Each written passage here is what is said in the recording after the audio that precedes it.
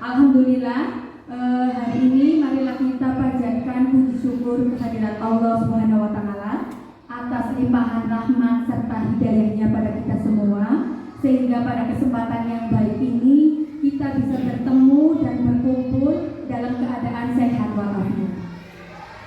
Alhamdulillah Bapak Ibu, saya ucapkan terima kasih kepada Bapak Ibu yang telah berkenan hadir untuk mendukung kegiatan kami CGP Angkatan 11, yaitu diseminasi budaya positif bersama saya Deni Wahyu Widyastuti, calon guru penggerak dari SD Negeri 3 Cilongong Kabupaten Banyumas. Baik, terima kasih Bapak Ibu. Untuk acara selanjutnya yaitu marilah kita berdoa terlebih dahulu nih Bapak Ibu, agar kegiatan hari ini bisa berjalan dengan lancar dan bermanfaat. Mari kita buka dengan bacaan basmalah bersama-sama. Bismillahirrahmanirrahim. Terima kasih Bapak Ibu. Untuk acara selanjutnya yaitu sambutan dari Ibu Kepala SD Negeri 3 Cilongong, yang terhormat Ibu Sri Pujiandayani SPD, dipersilakan. Assalamualaikum warahmatullahi wabarakatuh. Alhamdulillahirrahmanirrahim. Wa bihi nasta'in ala umuri dunya wa din. Assalamualaikum warahmatullahi wabarakatuh. Amma ba'du.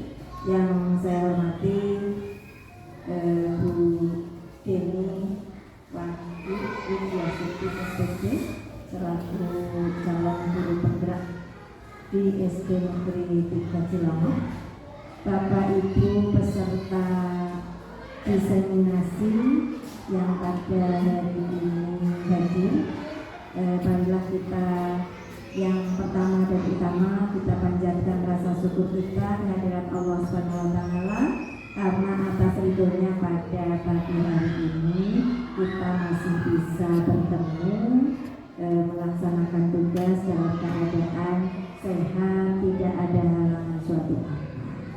Salawat dan salam semoga senantiasa tercurah kepada junjungan kita Nabi Agung Muhammad Sallallahu Alaihi Wasallam yang kita nantikan syafaatnya di yaumul qiyamah. Amin ya rabbal alamin.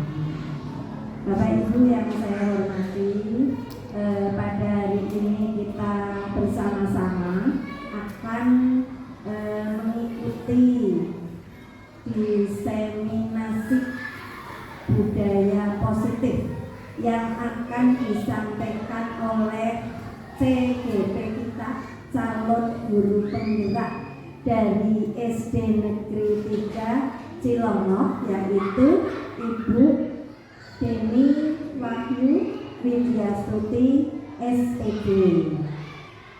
Saya selaku orang yang dituakan di sini menyampaikan terima kasih atas partisipasi Bapak Ibu, sehingga mudah-mudahan acara ini nanti yang pertama bisa berjalan dengan lancar. Bu Deni juga bisa menyampaikan apa yang materi dengan lancar dan mengena, sehingga nanti hasilnya bisa nyata, bisa dilaksanakan oleh teman-teman semua atau para peserta diseminasi pada hari ini. Kemudian mudah-mudahan hasilnya bisa baik ketika bisa diterima, penyampaiannya mudah dicerna, bisa diterima dan bisa dilaksanakan, berarti hal itu ya berhasil. Begitu ini. Mudah-mudahan semuanya lancar, tidak ada halangan dari awal sampai akhir. Bapak Ibu, itu saja yang bisa saya sampaikan. Mudah-mudahan kita bersama-sama bisa mengikuti dengan baik dan di akhir nanti bisa melaksanakannya dengan baik untuk kemajuan SD Negeri 3 Cilongong khususnya dan dunia pendidikan pada umumnya. Begitu nih Bapak Ibu? Itu kira-kira yang bisa saya sampaikan. Saya ucapkan selamat kepada Bu ini. Mudah-mudahan nanti bisa menyampaikan dengan lancar. Sekian, terima kasih. Billahi taufiq wal hidayah. Wassalamualaikum warahmatullahi wabarakatuh. Terima kasih Ibu atas dukungan yang luar biasa. Baik Bapak Ibu, sebelum kita memasuki materi ini Bapak Ibu, agar tidak mengantuk, merem terus sudah lelah tadi sudah mengajar. Nah, ini ada permainan atau ice breaking terlebih dahulu Bapak Ibu. Ya, nanti saya akan membuat permainannya Bapak Ibu. Nah, permainan di sini adalah permainan yuk senyum selama 30 detik. Tujuannya untuk apa Bapak Ibu?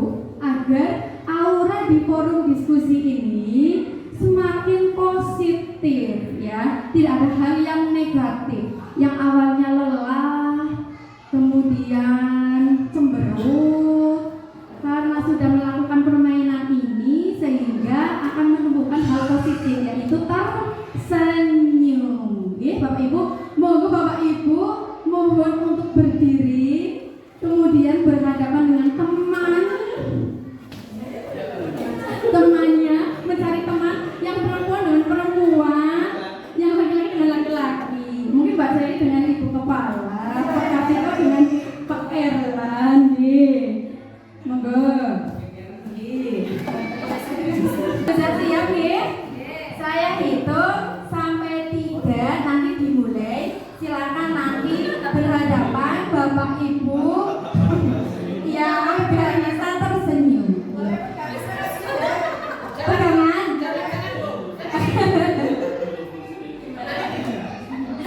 Sudah siap Bapak Ibu? Ya. 1, 2, 3, silakan berhadapan-hadapan. Lihat mukanya teman Bapak Ibu. Iya.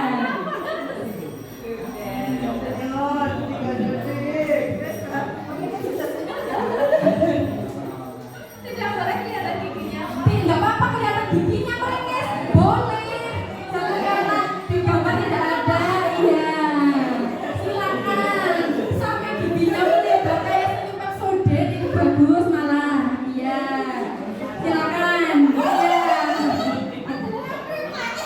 Iya. Sudah cukup ya Bapak Ibu. Iya, sudah cukup ya. Oke, tepuk tangan untuk kita semuanya. Kita harus membuat kesepakatan forum diseminasi nih Bapak Ibu. Ya, jadi di sini nanti saya memberikan pemantiknya. Kemudian nanti Bapak Ibu mungkin ada usulan tambahan. Nanti saya buat ya. Kita buat bersama-sama. Kemudian nanti diputuskan bersama-sama kesepakatannya seperti apa. Yang pertama adalah satu kesepakatan forum diseminasi. Yang pertama adalah 1, menghargai siapapun. Jadi di sini menghargai siapapun yang berbicara, Bapak Ibu. Kemudian yang kedua adalah menjadi pendengar yang baik. Siapapun yang berbicara ya harus menjadi pendengar yang baik. Kemudian yang ketiga dan keempat, monggo Bapak Ibu bisa mengusulkan selanjutnya untuk kesepakatan forum diskusi ini agar nantinya forum diskusi ini bisa berjalan lancar Bapak Ibu. Monggo yang ketiga, siapa yang mau mengusulkan Bapak Ibu? Sambil makan snack ya. Oke. Setuju ini Bapak Ibu? Setuju. Selanjutnya apalagi monggo Bapak Ibu? Jangan lamun. Oh boleh. Boleh gimana Bapak Ibu? Boleh izin ke toilet? Boleh. Nanti ngompol. Iya. Oh, menjaga kebersihan.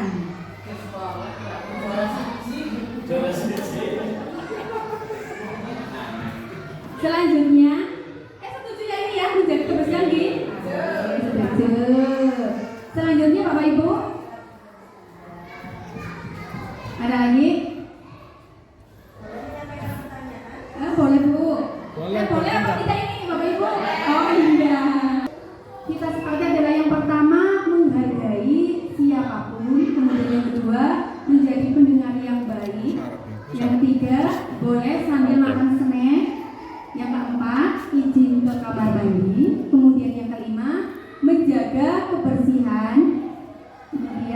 boleh berpendapat, dan yang terakhir selesai tepat waktu. Sepakat Bapak Ibu? Sepakat. Terima kasih Bapak Ibu. Semoga kesepakatan forum diseminasi ini bisa dijalankan sampai selesai kegiatannya nggih Bapak Ibu nggih. Paparan mengenai materi diseminasi penyebaran pemahaman dan penerapan pengalaman budaya positif di sekolah. Nah, di sini ada yang namanya budaya positif Bapak Ibu. Saya mau tanya, menurut Bapak Ibu, apa arti dari budaya positif Bapak Ibu? Monggo ada yang bisa berpendapat? Arti dari budaya positif. Mungkin bisa diartikan dengan segala sesuatu yang bersifat baik yang dilakukan oleh siswa maupun guru yang berada di sekolah tersebut, sehingga menjadi suatu kebiasaan yang setiap saat bisa dilaksanakan. Terima kasih. Betul sekali Bapak Ibu. Ada yang lain? Arti dari budaya positif? Bapak Ibu? Ada? Arti dari budaya positif? Coba kita lihat artinya ya Bu. Untuk budaya positif, ini seorang guru yang baik harus memiliki kemampuan dalam mewujudkan budaya positif di sekolah. Jadi budaya positif ini dapat dijalankan dengan menerapkan konsep-konsep inti seperti ini yang sudah terkonsep ketika saya belajar di calon guru penggerak. Yang pertama adalah disiplin positif. Yang kedua, motivasi perilaku manusia. Yang ketiga adalah keyakinan sekolah atau kelas. Kemudian yang keempat adalah kebutuhan dasar manusia. Kemudian yang kelima, posisi kontrol restitusi. Dan yang keenam adalah segitiga restitusi. Nah, di sini untuk disiplin positif merupakan suatu cara penerapan disiplin yang mengajarkan anak bertanggung jawab dan menumbuhkan kesadaran diri berdasarkan nilai-nilai kebajikan. Nah, disiplin positif ini harus terapkan di Bapak Ibu, tidak hanya di siswa saja, tetapi Bapak Ibu guru juga harus menerapkan disiplin positif. Nah, seperti contohnya ketika anak yang berangkat ke sekolah, ketika dia sudah mengerti disiplin positif, dia berangkat ke sekolah itu tujuannya untuk apa? Kalau dia tahu tujuannya adalah untuk mencari ilmu atau untuk belajar, pasti secara otomatis anak tersebut siap berangkat ke sekolah. Tidak ada paksaan, tidak ada gara-gara konsekuensi apa jadi saya berangkat sekolah, kan tidak nih. Jadi betul-betul dia memahami tentang disiplin positif itu sehingga dia melaksanakan. Dia berangkat ke sekolah karena dia tahu tentang disiplin positif, bahwa berangkat ke sekolah adalah untuk mencari ilmu atau untuk belajar. Seperti itu nih Bapak Ibu. Selanjutnya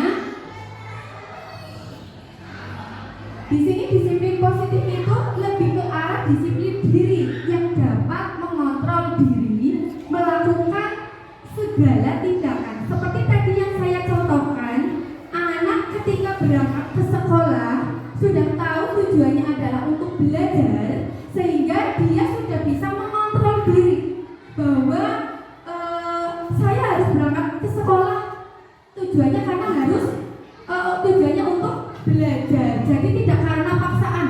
Jadi yang mau sekolah karena terpaksa berangkat sekolah. Seperti itu nih Bapak Ibu. Selanjutnya, dan menyadari berdasarkan motivasi internal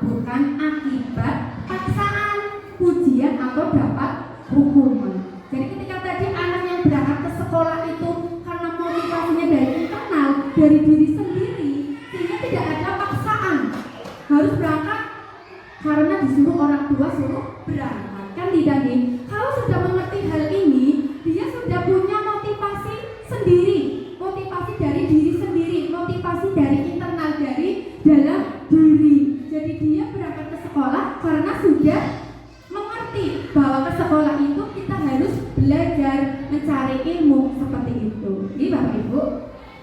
Selanjutnya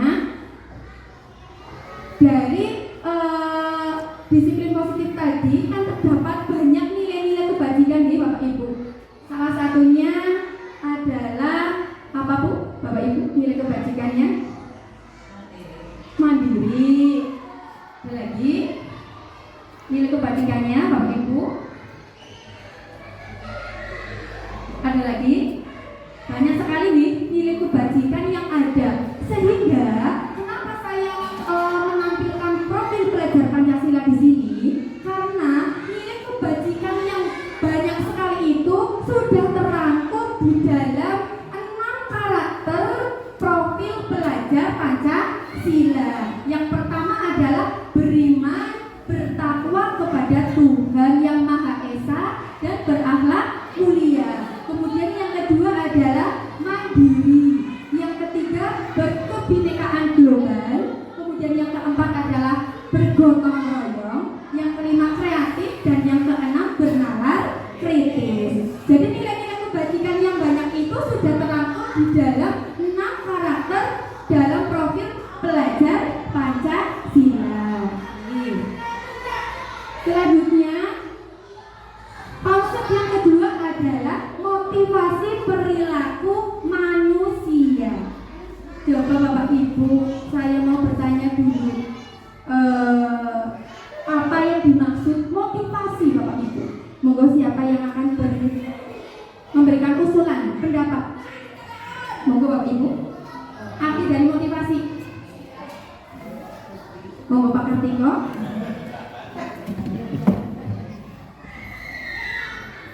Motivasi itu adalah dorongan supaya menjadi lebih baik. Ya, terima kasih. Luar biasa. Dorongan menjadi lebih baik. Ada yang lain Bapak Ibu? Pengertian dari motivasi atau arti dari motivasi Bapak Ibu? Monggo. Gimana? Support system ya Bu Ada ya. Betul sekali. Iya. Jadi motivasi perilaku manusia di sini ketika kita mendapatkan atau ketika kita melakukan sesuatu itu motivasinya apa? Ada yang motivasinya nyokap ini mendapatkan penghargaan atau saya ingin dipuji seperti itu nih, atau takutnya menjadi kita melakukan tindakan itu nanti kita dihukum seperti itu. Kita lihat dulu untuk motivasi perilaku manusia. Nah, mendapatkan imbalan atau penghargaan dari orang lain. Berarti internal atau eksternal? Eksternal atau internal Bapak Ibu? Dari luar orang lain. Mendapat imbalan dari orang lain.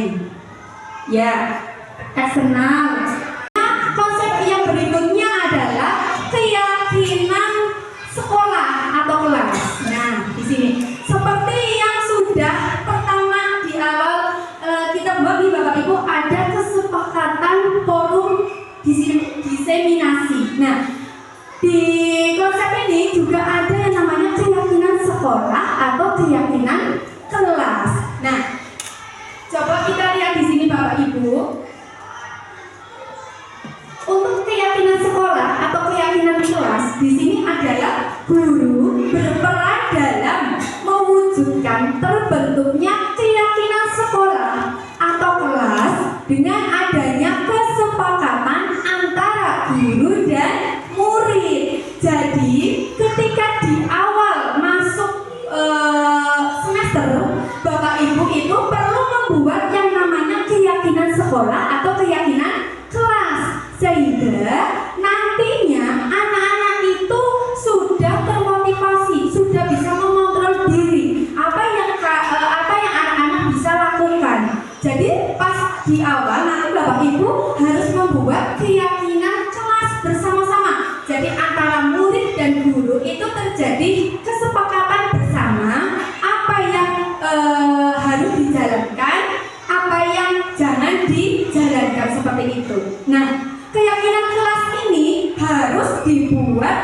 dengan bahasa yang sederhana nih Bapak Ibu, bahasa yang sederhana, kemudian bahasa yang mudah dipahami, mudah diingat, kemudian yang pastinya di dalam keyakinan ini adalah menggunakan bahasa positif, jangan menggunakan bahasa negatif.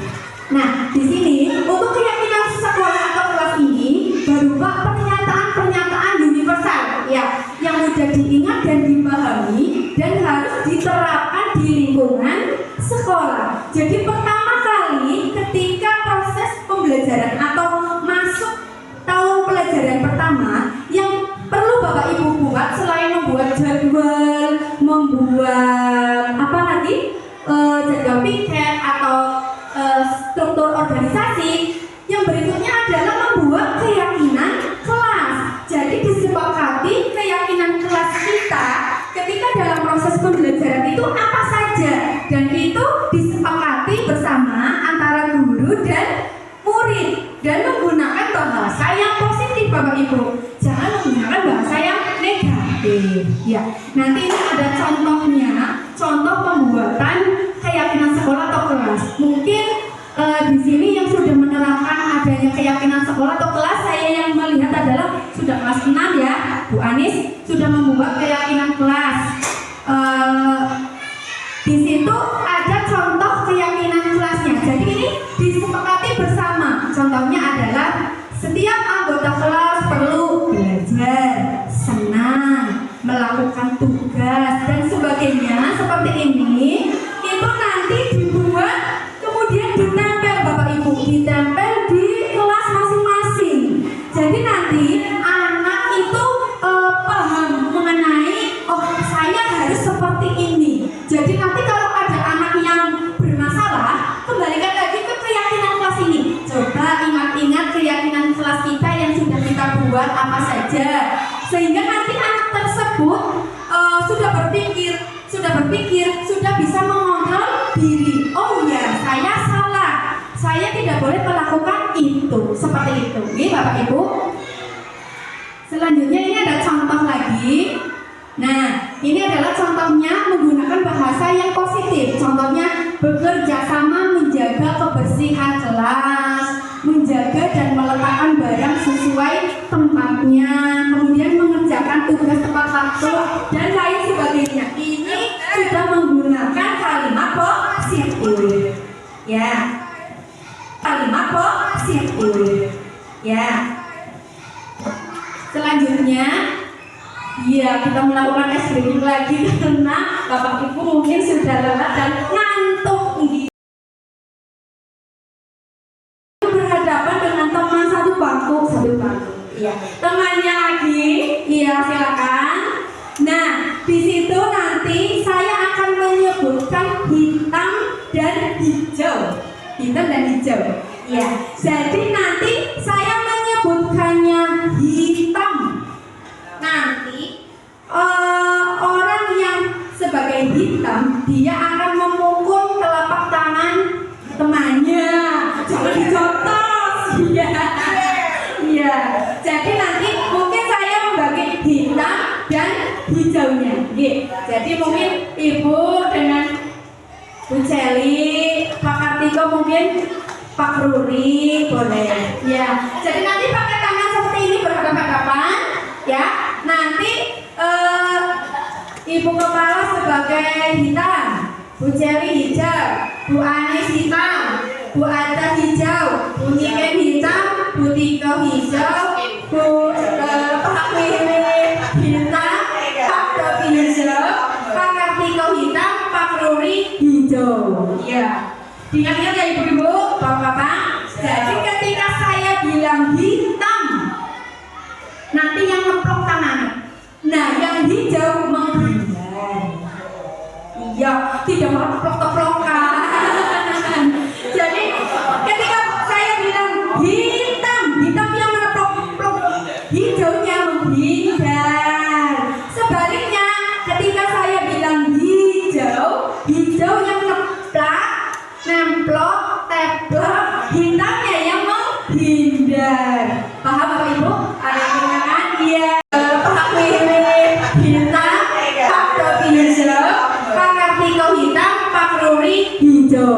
Iya. Diingat-ingat ya ibu-ibu, bapak-bapak. Jadi ketika saya bilang hitam, nanti yang ngeplok tangannya. Nah, yang hijau menghindar. Iya, tidak mau keplok-keplokan.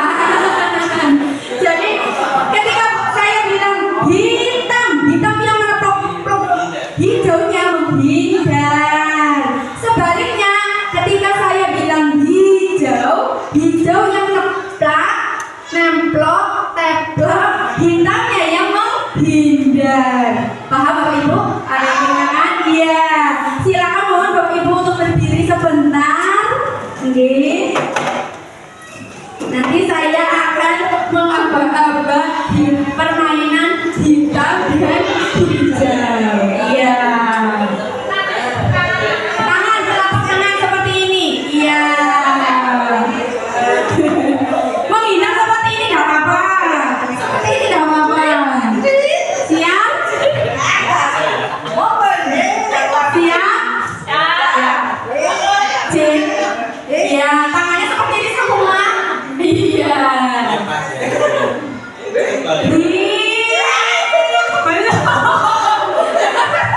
Belum. Hijau. Ulangi lagi. Berarti kurang konsentrasi nih Bapak Ibu ya. Sudah siap ya?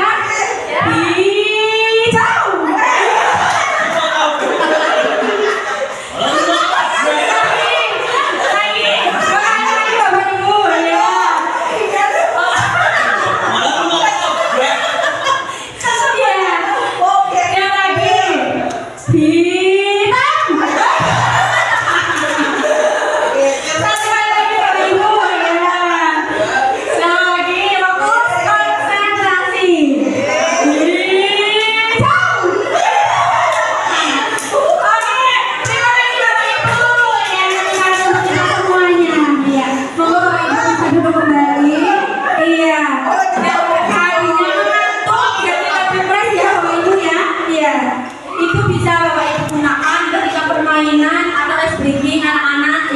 Sudah lelah seperti tadi diulangi, iya, hanya sebentar tidak lama. Oke Bapak Ibu, lanjut. Untuk yang berikutnya adalah kebutuhan dasar manusia. Nah, di sini saya mau tanya dulu, Bapak Ibu di sini membutuhkan apa? Sandal papan. Coba Pak Pipit. Iya.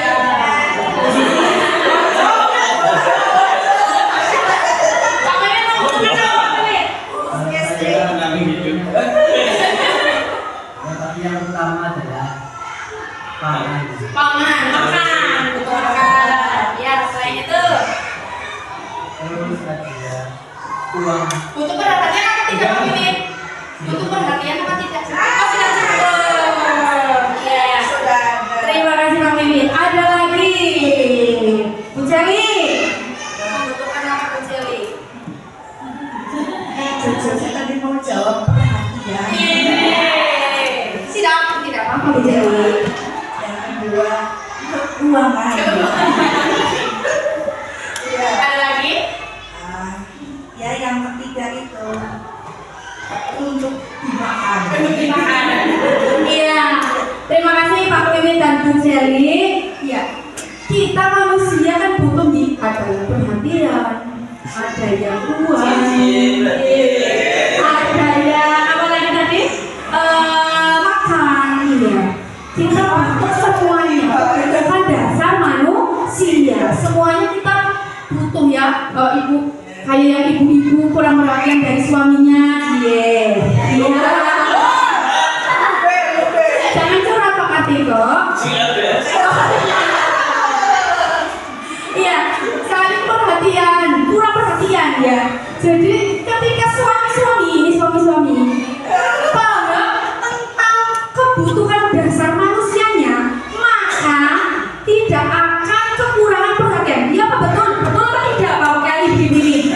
Istri-istri, iya, yang belum jadi istri calon ya, benar ya? Iya.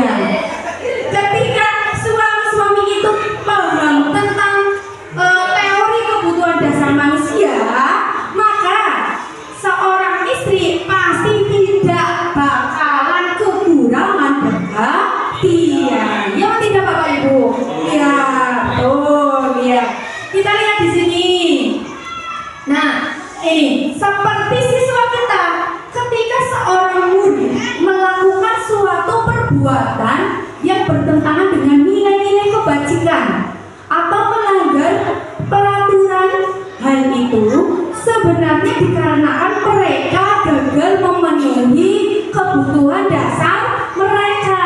Contohnya, ya di sini nanti ada contoh Bapak Ibu, ada contoh kasus untuk kebutuhan dasar manusia. Contohnya seperti siswa kita, banyak sekali, bukan banyak, ada sebagian, ada beberapa siswa yang biasanya melanggar peraturan. Mungkin kebutuhan dasar mereka itu belum cukup atau belum terpenuhi, sehingga mereka membuat agar kebutuhan itu terpenuhi dengan cara mereka membuat hal-hal yang negatif. Nah, sehingga ketika kita sudah mengerti ini, maka hal-hal negatif itu kita bisa buang diganti menjadi hal yang positif. Nah, kita lihat di sini untuk kebutuhan dasar manusia.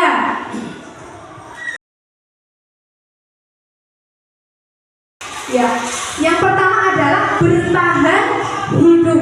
Contohnya tadi salah satunya adalah kebutuhan dasar makan. Karena untuk bertahan hidup. Yang kedua adalah kasih sayang. Kalau iya, dan rasa diterima, ini maaf, ini rasa diterima itu yang di atas.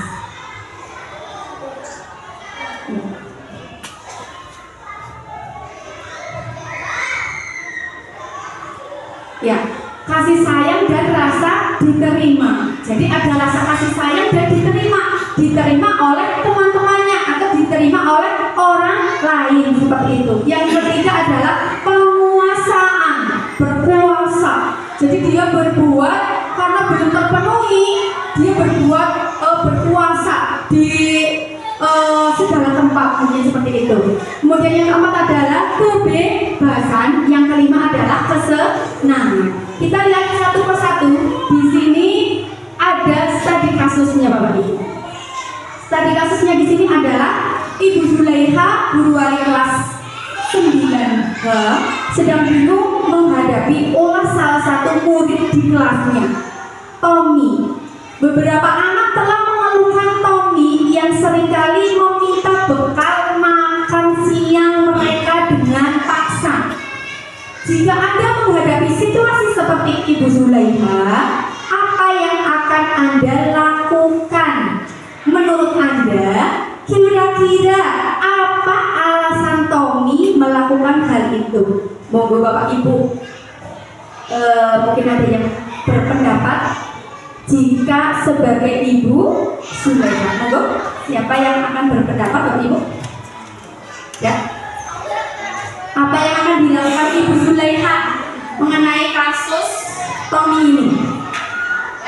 Ya, Bu Anis. Oke.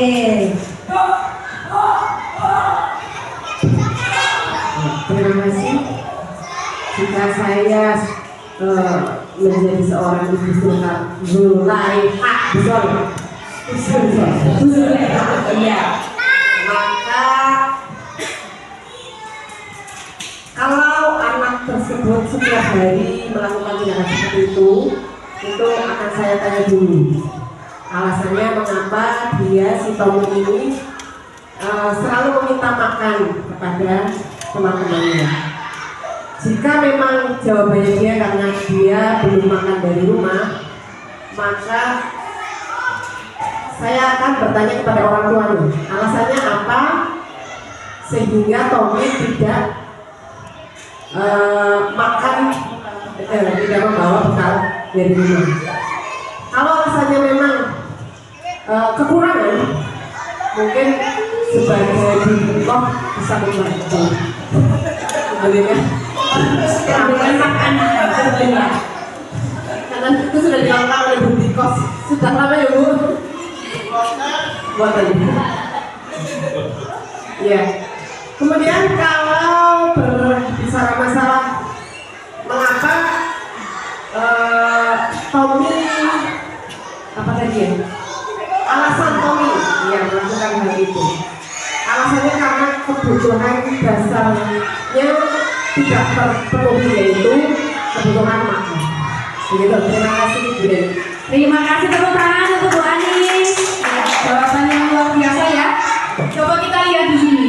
Untuk tadi kasus yang Tommy, ya, karena lapar dan orang tuanya tidak membawakan bekal makan siang, iya, maka kebutuhan apa namanya ini dasar bertahan hidupnya belum terpenuhi di sini, sehingga Tommy melakukan atau meminta bekal temannya untuk memenuhi kebutuhan bertahan hidup, yaitu meminta bekal makan. Selanjutnya alasan yang kedua di sini adalah dia merasa senang karena temannya jadi memperhatikan dia. Ketika temannya itu melaporkan tindakannya kepada bapak ibu guru, kemudian gurunya memberitahu orang tua, sehingga orang tuanya itu kan apa? Memperhatikan dia betul, sehingga kebutuhan kasih sayang dan rasa diterimanya Tommy sudah terpenuhi dengan melakukan kegiatan atau kasus yang tadi. Seperti itu ya Bapak Ibu. Kemudian alasan yang berikutnya, alasan yang ketiga. Nah, alasan yang ketiga di sini adalah karena temannya takut dengan dia, sehingga dia menuruti keinginannya. Nah, di sini berarti kebutuhan dasar apa yang dia penuhi, yaitu kekuasaan. Berarti teman ini kekuasaannya sudah tercukupi dengan masalah itu. Kemudian berikutnya, untuk yang alasan Tommy yang keempat adalah karena merasa bosan dengan bekal makanannya, jadi menunya itu terus. Jadi Tommy merasa bosan sehingga dia mengambil bekal makanan temannya. Nah, di sini kebutuhannya apa yang tercukupi, Bapak Ibu? Bapak Ibu, kebutuhan yang tercukupinya adalah kebutuhan atau kebebasan. Ya. Selanjutnya untuk alasan yang kelima. Nah, alasan yang kelima ini karena dia melakukannya karena iseng. Dulu sebagai manajer adalah salah satunya tadi yang disebutkan Bu Anis, yaitu harus dipanggil terlebih dahulu, kemudian menstabilkan identitas, kemudian ditanya ditanya bahwa dia melakukan itu alasannya apa? Jadi dia yang mengucapkan atau dia yang menjawab, bukan kita yang menjawab nih. Jadi dia yang menjawab bahwa dia merasa bersalah setelah melakukan tindakan ini, seperti itu. Itu ditanya dulu validasinya seperti apa. Kemudian yang berikutnya adalah tinggal keyakinan kelas tadi. Kita kembalikan ke keyakinan kelas tadi yang kita buat bersama-sama, bahwa kita sudah membuat keyakinan kelas itu harus diterapkan, harus dilakukan.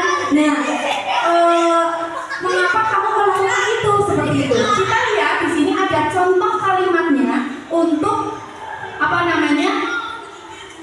posisi kontrol ini. Nah, terlihat apa tidak Bapak Ibu? Kecil ya. Jadi di sini yang pertama, ini sebagai penghukum di sini adalah dengan kalimat menghardik atau menunjuk ya Bapak Ibu.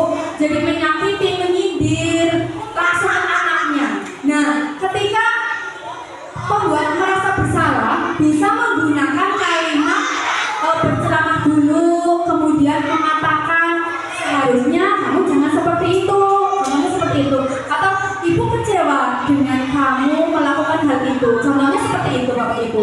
Kemudian ketika guru sebagai teman, di sini ada kalimatnya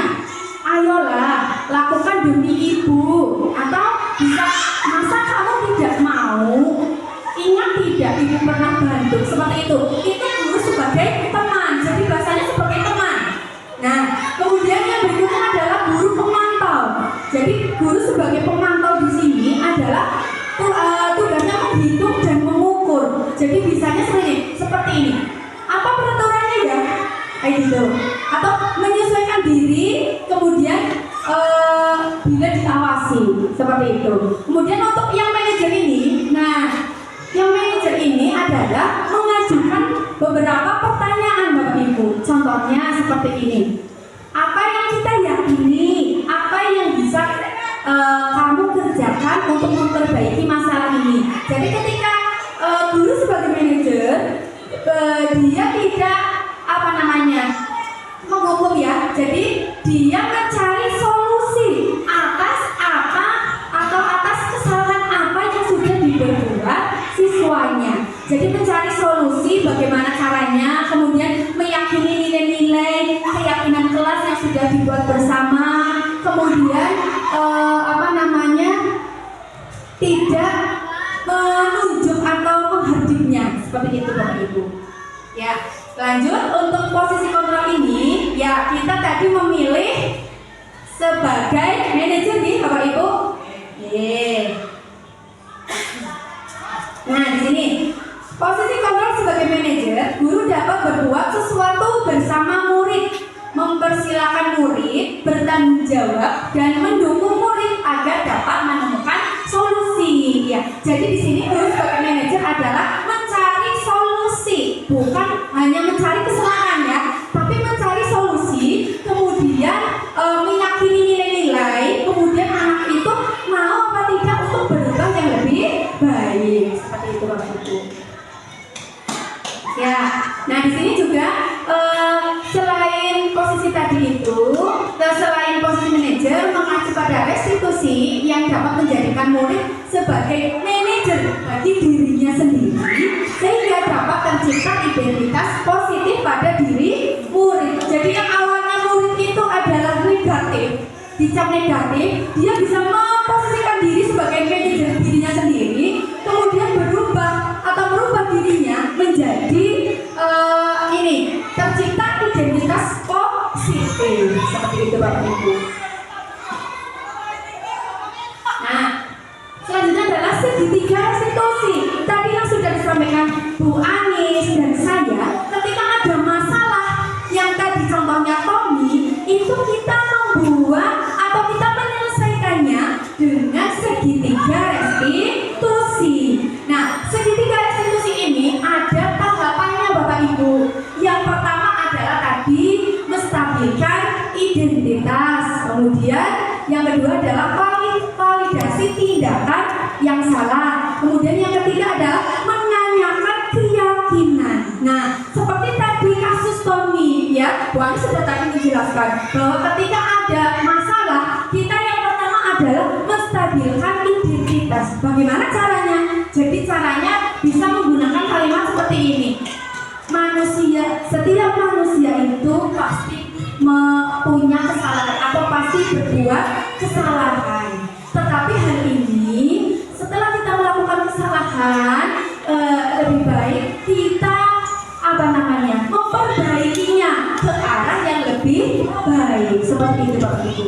Kita lihat di sini untuk menstabilkan identitas dilakukan berdasarkan prinsip bahwa membuat kesalahan adalah bagian dari proses pembelajaran yang nantinya akan bergeser identitas dari gagal ke arah identitas sukses. Jadi ketika ada yang masalah seperti tadi contohnya adalah Tommy, ketika melakukan kesalahan, dia yang pertama dipanggil terlebih dahulu, kemudian distabilkan identitasnya atau menstabilkan identitasnya, ditanya dulu pernah melakukan kesalahan, sehingga di sini bapak atau ibu guru tidak mencari kesalahan Tommy, tetapi mencari solusi apa yang bisa dilakukan Tommy agar Tommy bisa lebih baik. Seperti itu Bapak Ibu. Jadi di sini adalah menggeser identitas gagal. Jadi gagalnya itu Tommy sudah melakukan perbuatan yang salah. Kita geser menjadi identitas yang sukses. Jadi nanti Tommy bisa merubah perilaku yang salah itu menjadi perilaku yang lebih baik lagi. Seperti itu Bapak Ibu.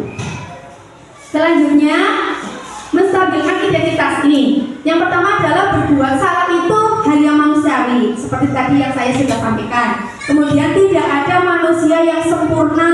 Kita pasti bisa menyelesaikan permasalahan ini. Kemudian Bapak Ibu tidak tertarik untuk mencari tahu siapa yang benar dan siapa yang salah. Dan Bapak Ibu lebih tertarik untuk menyelesaikan masalah. Kemudian yang berikutnya adalah kalau kamu menyalahkan dirimu sendiri terus-menerus, apakah kamu bersikap baik pada dirimu sendiri? Seperti tadi yang sudah saya jelaskan, ya Bapak Ibu, bukan mencari kesalahan, tapi mencari solusi atas apa yang telah dilakukan Tommy.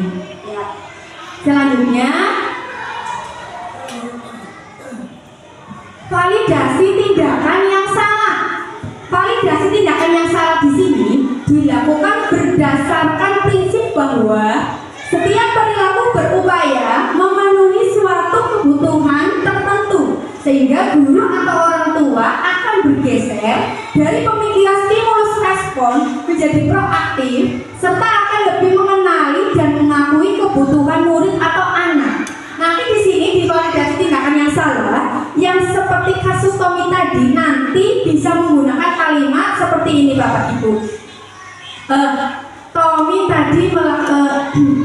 tadi meminta bekal temannya, betul atau tidak Tommy? Betul. Seperti itu, hal seperti itu adalah tindakan yang betul atau yang salah. Kita bisa memancing atau memantik seperti itu Bapak Ibu, sehingga nanti anak-anak bisa menyadari bahwa tindakan itu adalah kesalahan. Ya. Selanjutnya,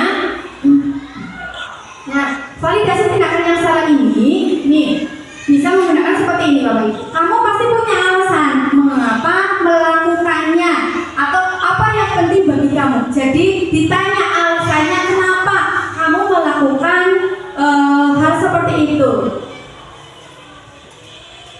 Yang ketiga adalah menanyakan keyakinan. Nah, setelah tadi menanyakan alasannya, kemudian Bapak Ibu menanyakan keyakinannya. Jadi di sini dengan memberi pertanyaan-pertanyaan bermakna kepada murid atau anak untuk memunculkan motivasi secara intrinsik sehingga mampu mengaitkan keyakinannya dengan tindakan yang salah. Contohnya tadi ketika Tommy itu sudah merasa bersalah, ya, kemudian kaitkan dengan keyakinan kelas. Tommy masih ingat keyakinan kelas kita yang sudah kita buat bersama. Misalkan jawabannya ingat di guru, nanti sebutkan salah satunya apa. Nah, itu untuk mengaitkan keyakinan kelas, untuk mengingatkan kembali kepada Tommy bahwa keyakinan kelas ini harus dijalankan. Seperti itu Bapak Ibu. Nah, di sini menanyakan keyakinan. Yang pertama adalah apa nilai yang kita percaya, seperti tadi. Nilai-nilai kita yang sudah kita buat bersama apa saja. Nah, yang kita telah sepakati bersama. Nah, itu yang harus dilakukan. Ya. Nah, dari sini seorang guru yang baik harus memiliki kemampuan dalam mewujudkan budaya positif di sekolah. Nah, budaya positif tersebut dapat dijalankan dengan menerapkan konsep-konsep inti seperti yang tadi saya jelaskan dari yang pertama sampai yang ke-6, yaitu disiplin positif. Nah, disiplin positif ini tadi jadi awal mula pertamanya kita itu adalah disiplin positif. Bahwa anak sudah tahu disiplin positif itu seperti apa. Nah, kemudian yang kedua, motivasi perilaku manusia. Jadi motivasi perilaku manusia itu misalkan dia melakukan itu motivasinya apa dalam diri sendiri. Nah, atau dari orang lain. Kemudian yang ketiga adalah keyakinan sekolah. Kita buat keyakinan kelas bersama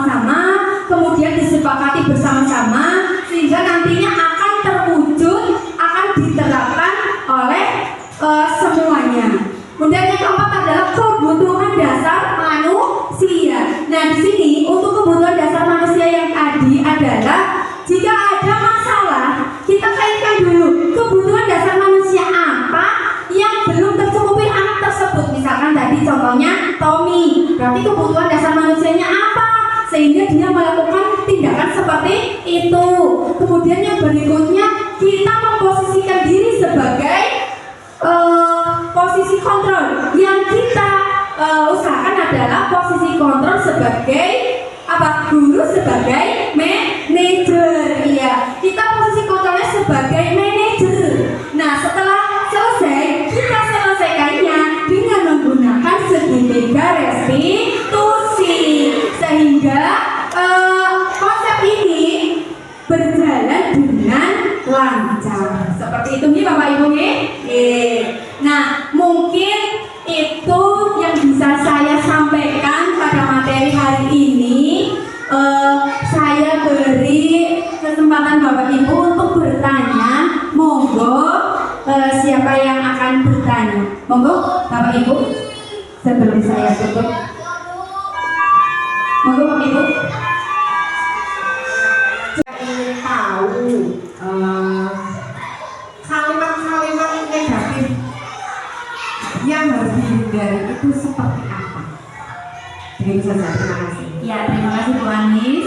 Ada lagi pertanyaan Mbak Bu? Saya jawab dulu.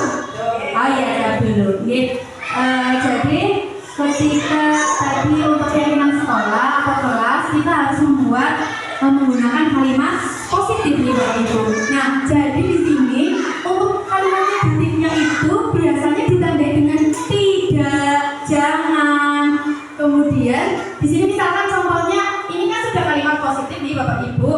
Jadi misalkan membuang sampah sembarangan itu kan sudah positif nih.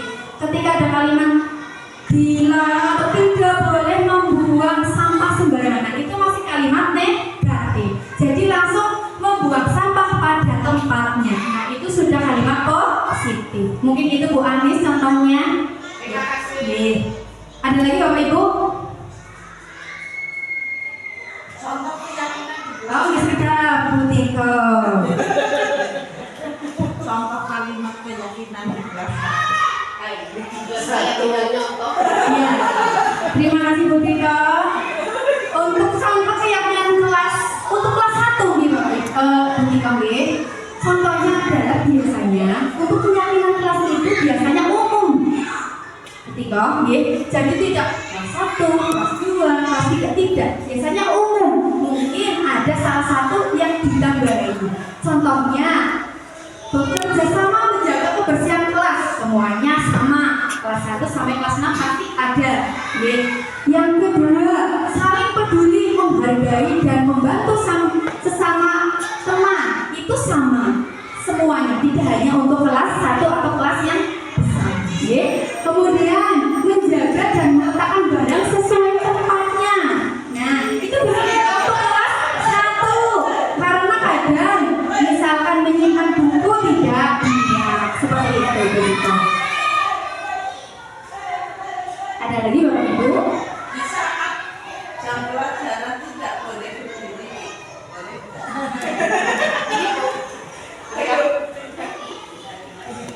di saat jam pelajaran tidak boleh ngendong. Dompleng. Bisa ya, bisa ketika pembelajaran harus mendengarkan Bapak Ibu guru. Ketika nanti Bapak Ibu guru bilang duduk, boleh duduk. Ketika misalkan ada kegiatan yang harus berdiri, kan silakan berdiri.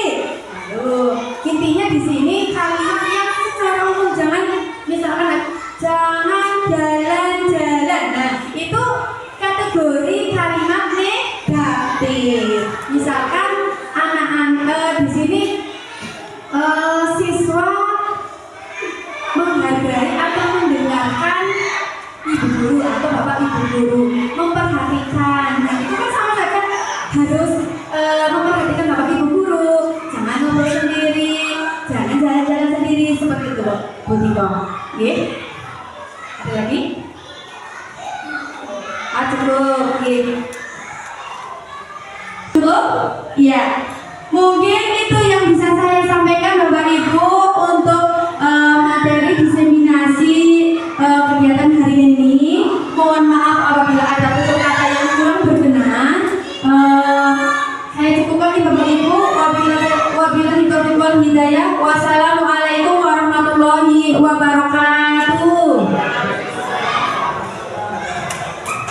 kasih.